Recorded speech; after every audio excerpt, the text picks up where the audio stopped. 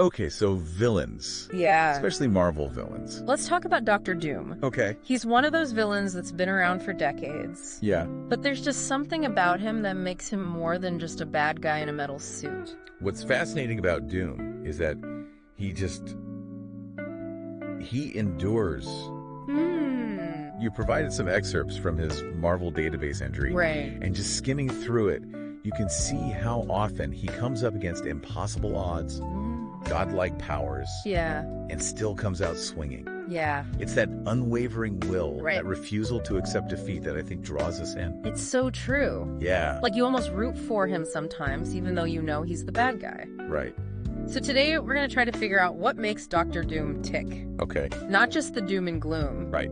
Pun intended. Hey. But the nuances, the contradictions, the glimpses of humanity that make him such a fascinating character. Yeah, it's in those details, I think. Yeah. Those seemingly insignificant moments that are kind of scattered throughout his history that we start to understand the man behind the mask. I like that the man behind the mask. Yeah. So let's rewind all the way back to the beginning. Okay. Victor Von Doom. Even his name sounds traumatic. It does. He wasn't exactly born into a life of privilege, was he? No, not at all. He grew up in a Romani camp, facing hardship from a young age. Right. But I think it was the loss of his mother, Cynthia, that truly shaped his path. Oh, absolutely. She was a powerful sorceress who made a deal with the demon Mephisto. Never a good idea. And it cost her her life. Talk about a traumatic childhood. You can see how that would mess someone up. Yeah, it becomes his driving force. Right. Victor swore he would defy fate itself. Wow. Mastering both science and magic to gain the power that his mother couldn't. And this desire for control, this need to prevent tragedies like his own, I think is crucial to understanding Doom's every action. So that's where Reed Richards comes into the picture then, right? Yeah. Even before becoming Dr. Doom, Victor already had a history with Mr. Fantastic. Their rivalry began in their university days. Oh, really? Remember the doof prank? Oh, yeah? It seems like a minor incident, but it speaks volumes about their dynamic. Yeah. Even back then. It seemed very indicative of their future relationship. Yeah, Reed publicly calling out a mistake in Victor's calculations. Yeah. Talk about a blow to the ego, especially for someone like Victor Von Doom. Exactly. He was already brilliant. Already driven to be the best. Right. And then this very, very public humiliation. Yeah. It chipped away at his pride. Yeah. And it foreshadowed, I think, the length that he would go to prove his superiority. And then, of course, the accident. Yes. This is when Victor Von Doom truly becomes Dr. Doom. And it's crucial to remember he blamed Reed. Oh, totally. Whether or not Reed was truly at fault is debatable. Right. But in Doom's mind, it cemented their rivalry. Of course. The physical and emotional scars fueled his rage, Totally. pushing him further down the path to becoming Latveria's ruler. So scarred and driven by vengeance, he travels the world, He, eventually ending up in Tibet. That's quite a journey. What was it about Tibet that drew him in? Well, Tibet is where Victor's scientific genius kind of merged with the mystical. He learned from monks, honing his knowledge of sorcery, ultimately forging his iconic armor. Right. This fusion of technology and magic built in the heart of a Tibetan monastery, I think perfectly embodies Doom's approach to power. It makes sense? And let's not forget the mask. Ah, yes. More than just hiding his scars, it became a symbol of his transformation. Right. Of his separation from humanity. Yeah. It represents Doom's belief that he's transcended his former self, Right. becoming something greater. Something powerful enough to reshape the world, or at least that's how he sees it. There's definitely an element of delusion there. I mean, he did trap himself inside that suit of armor while it was still hot. That's the question that I think continues to fascinate both comic readers and us, I think. Yeah. Is it a true evolution or a desperate attempt to bury the pain of his past? That's a really good question. You know what's really interesting about this deep dive is it's making me realize that there's a lot more to Doom than I initially thought. Okay. I always kind of saw him as just this power-hungry dictator. But he's clearly much more complex than that. Precisely. Yeah. And this is where his story takes another turn. Okay. He returns to Latveria, a nation grappling with poverty and corruption. Right. And stages a coup, overthrowing the government and establishing himself as king.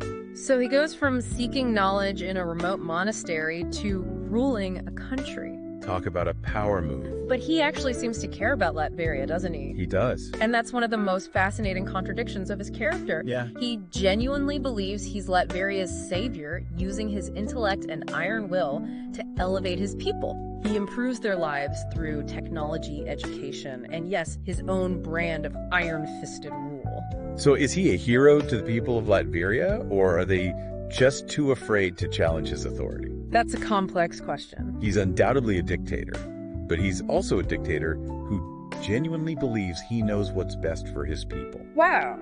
And he's demonstrably brilliant. Take his rivalry with Reed Richards, for example. It goes beyond personal animosity. Right. Their battles often have global consequences. Right. Forcing the Fantastic Four to confront the potential cost of unchecked ambition. Yeah. So it's not just about punching each other. It's about these clashing ideologies, these different approaches to power and responsibility. It's like good versus evil, but more complicated. Exactly. It's more nuanced than that, and it makes their encounters all the more compelling. Yeah, it definitely does. Well, it's clear that Dr. Doom is a man of contradictions. A villain with a complex past and a motivations that are both selfish and perhaps even a little bit noble. Yeah. But we've only just scratched the surface of his story. Right. We'll be back in just a moment to delve even deeper into the mind of Dr. Doom. It's like he's this powerful dictator, but he really believes that he's doing what's best for his people. Yeah. It's such a weird contradiction. And that's precisely what makes him such a compelling character, right? Yeah. He operates in shades of gray. Right. He defies easy categorization. Totally. He's not just some mustache-twirling villain who's plotting world domination. Although he does plot world domination. He does plot world domination. But he does it with a certain panache. He does it with a certain flair. Flair. There we go. I was thinking of food. Right, of course. Speaking of his like, plans for world domination and all that. Right. You mentioned his rivalry with Reed Richards. Yeah. That's a whole other layer to his story. Absolutely. They're like two sides of the same coin, aren't they? I think that's a really good way to put it. They were both brilliant scientists with incredible potential, but their choices, their reactions to tragedy, sent them on radically different paths. I know. It's so interesting to think about, what if their circumstances had been reversed? Totally. Would Reed have become the iron-fisted ruler and Victor the champion of freedom? That is a question that is explored in some alternate timelines. Is it really? Yeah. That's so cool. Like there's that one where Victor actually embraces his mystical heritage. Whoa. And becomes kind of a protector. Get out of here. Yeah. So he can be a good guy. Well, in a way. It makes you wonder if Doom's path was inevitable, or if a different roll of the dice could have led to a completely different outcome. That's crazy. But then we wouldn't have Dr. Doom, would we?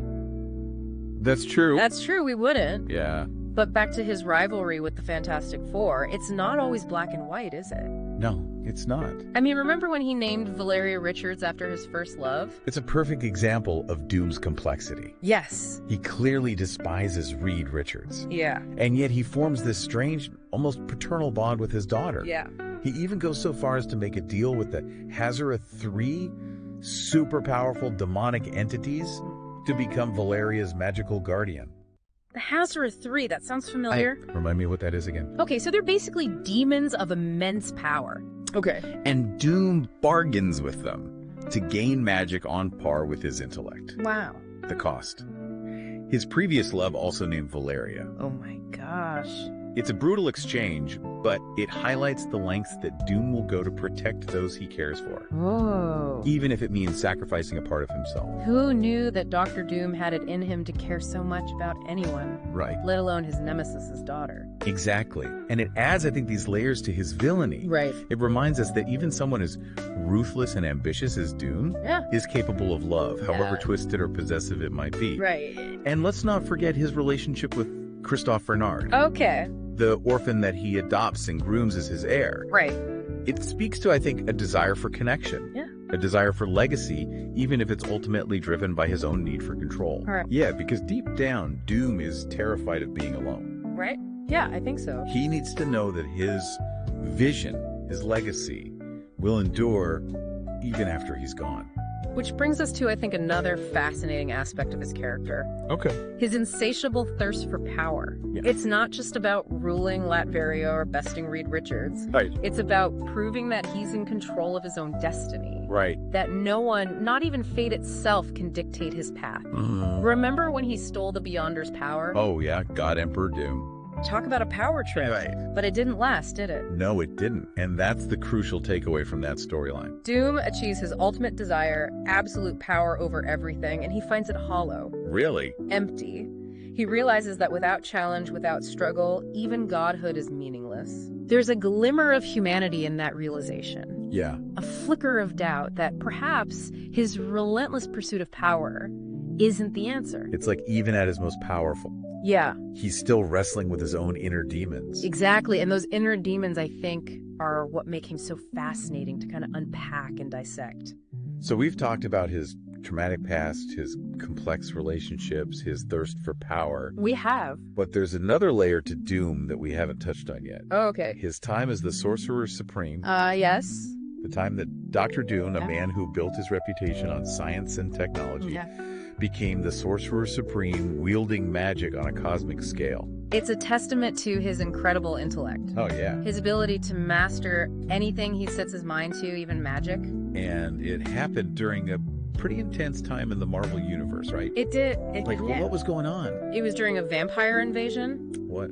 Doctor Strange, the previous Sorcerer Supreme, was incapacitated. Oh, no. And Doom stepped up. Wow, so he saw that as his responsibility to protect the world. He saw it as his duty. Even though he's a villain. Well, he's Dr. Doom. That's true. He does what Dr. Doom does. So he put his own ego, his own ambitions aside to save the world. Well, I don't think it was that simple. It was more about proving his superiority, I think. Showing everyone that he was capable of wielding magic better than anyone, even Doctor Strange. Of course. He even managed to maintain his position for a while after the invasion. Did he really? Claiming that his ruthlessness made him better equipped to protect the world from mystical threats. Classic Doom. Exactly. I love it. He even used his newfound power to try and resurrect his mother. Oh, wow. Finally fulfilling that vow he made as a child. But even that act, which you think would be pure, was still driven by his need to control fate, right? I think so. To rewrite his own past? I think there's always an element of that with Doom. Yeah. This desire for control, this need to shape reality according to his will. And did it work? Was he able to bring his mother back? He did. But not as he expected? What happened? You see, Cynthia Von Doom, she was a powerful sorceress in her own right. Right. And she had made peace with her fate. Okay. And she resented her son for interfering, for trying to impose his will on her afterlife. Oh my gosh, that's gotta sting. Right. Even after achieving the impossible. After becoming the Sorcerer Supreme and bending magic to his will. He still couldn't escape the consequences of his actions. And that's what makes Doom such a compelling character. Hmm. He's a man of immense power, intellect, and ambition. Right. Yet he's constantly confronted with his own flaws, his own limitations. Yeah.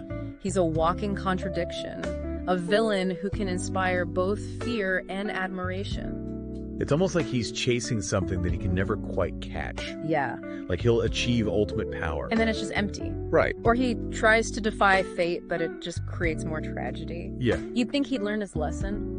But he never does he? That's the thing about Dr. Doom, he never gives up. He really doesn't. He might be forced to retreat to lick his wounds, but he'll be back.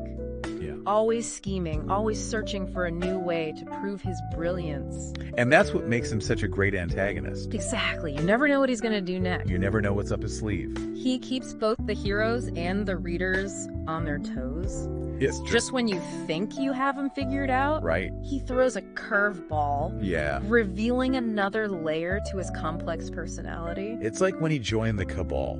Oh, yeah. Like that was so out of character for him. You mean when Dr. Doom, ruler of Latveria and self-proclaimed savior of mankind, decided to team up with a bunch of other supervillains? It was crazy. It seemed out of character, right? Yeah. But that's the beauty of it. Doom is nothing if not pragmatic. That's very true. He recognized the threat posed by the incursions. The what? The incursions colliding universes threatening to destroy all of reality. Oh, yeah. and he knew he couldn't stop it alone. So he put his ego aside to work with his enemies. Well, temporarily at least. There must have been something to see. It was a tumultuous alliance. I bet. Full of infighting and betrayals. Oh, I'm sure. But Doom's presence alone kind of elevated the stakes. Right. He commanded respect, even from those who loathed him, simply by being Dr. Doom. Well, yeah, he's Dr. Doom. What are you gonna do? Exactly. Speaking of Dr. Doom and his enemies. What about that time that he encountered the Marquis of Death? Oh, yes. Talk about a meeting of the minds. Right. Or a clash of the Titans, I guess. Right. Who is this Marquis of Death, anyway? Imagine a being even more ruthless, more obsessed with power than Doom himself. Oh, no. That's the Marquis of Death in a nutshell. No way. Yeah, he saw potential in Doom, took him under his wing in a twisted sort of way. Okay. But Doom, always the student, eventually surpassed his master, Of course he did. absorbing his knowledge and ultimately turning against him. Classic. It's a classic power struggle, right? Yeah. It mirrors Doom's own relationship with Reed Richards in a lot of ways. I think he always has to be top dog. Yeah. He's never content to play second fiddle. He has to be the best. It makes you wonder if he really wants to prove himself. Or if there's something deeper. Something darker maybe lurking beneath that mask. That's a question for the ages, isn't it? It really is. And it's one that we see explored, I think, time and again. Yeah. In his various encounters, his different incarnations across the Marvel Universe. Like in AKXIS. Oh, wait. When they did that whole inversion spell. Right. Where they flipped heroes and villains. They flipped them on their heads. Yeah, and Doom was a good guy. It was so weird. Remember that spell? It was intended to depower the Red Skull. Oh, yeah. It backfired spectacularly. It really did. And Doom briefly became this twisted version of a hero, Yeah. using his intellect and resources for seemingly altruistic purposes. Do we think he liked it? Being good, I mean... Yeah, that's the million-dollar question, right? Yeah. Even with his moral compass flipped, his core personality remained. He was still Doom. He was still arrogant, still controlling, still convinced of his own superiority. So you're saying people don't really change? It makes you wonder, right? Can someone like Doom truly change? Yeah. Or is he forever bound by his nature? That's deep. I think that's why Dr. Doom is just such a great character. Yeah. He's just so complex and interesting. He's a cautionary tale, I think. Yeah, okay. A reminder that even the most brilliant minds can be corrupted by power. Right. But he's also a testament to the enduring nature of the human spirit. I like that. Even though he's flawed. However flawed it may be, Yeah. he forces us to confront, I think, some uncomfortable truths about ourselves. About the seductive nature of power. The fine line between good and evil. It's true, even though he's a villain. You can't help but kind of root for him. There's a part of us, I think, that admires that unwavering will. Totally. That refusal to be anything less than Dr. Doom. He's larger than life for sure. Exactly. This has been so interesting. It's been fun. I feel like I learned so much about Dr. Doom that I didn't know before. There's a whole universe of Doom stories out there. I know. From his classic battles with the Fantastic Four to his time as the infamous Iron Man, Oh, yeah. there's something out there for everyone. So listeners, if you're looking for a character that's going to keep you on the edge of your seat, Yeah. Dr. Doom is the one for you. You won't be disappointed. And hey, if you're enjoying these deep dives, Make sure to subscribe so you never miss an episode. we'll be back soon with another fascinating topic. Ready to uncover the hidden depths of your favorite subjects. Sounds good. Thanks for listening.